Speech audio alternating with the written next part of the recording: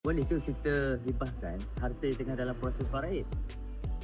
Jadi kalau harta dalam proses faraid ni, dia macam ni lah, senang faham. Katakanlah ni rumah kita. Contoh ni rumah kita. Ini kereta kita, 2 biji kereta. 2 biji kereta, rumah kita. Alright. So katakanlah semua harta ni, sekarang ni harta ni kita punya.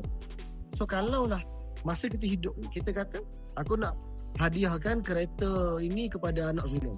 Rumah ni aku nak bagi bini aku. Kereta yang kedua aku nak bagi anak nombor 2. Contoh macam tu. Sebab hibah ni hadiah. Kalau kita nak hadiahkan masa kita hidup, boleh tak rasa-rasa? Boleh ha? Jadi kita hadiahkan kepada anak bini kita. Tak kisah. Okay. So kalau kita nak hadiahkan kepada dia orang, tapi selepas mati baru bertukar milik, caranya kita kena buat benda ni masa kita hidup. So masa kita hidup, kita buat dokumen hibah harta. Okay.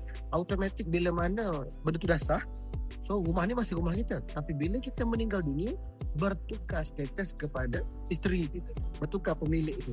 Okay. Dia tidak jadi jatuh kepada waris faraid. Tidak diagihkan kepada harta faraid lah. Jadi mana kata begitu caranya. Cuma soalan tadi pasal harta pusaka kita nak hibahkan, betul tak? Okay. So kalau harta pusaka kita nak hibahkan, sekarang ni ini masa hidup, ini harta kita. Masa kita meninggal dunia, ini tak panggil harta kita, dia panggil pusaka. Bila pusaka, dia bukan milik kita, dia milik waris faraid. Sebab kita dah mati.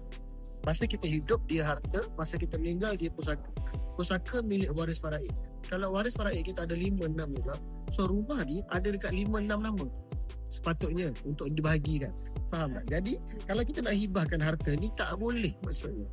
Sebab harta yang boleh dihibahkan kita boleh buat masa kita hidup sahaja. So bila dah mati, meninggal dunia, harta ini kita wajib agihkan ikut proses faraid. Sebab kita belum hibahkan siap-siap masa kita hidup. Jadi jawapannya simple nak cakap ni, jawapannya tak boleh lah kalau kita nak hibahkan harta pusaka kita. Okay, clear?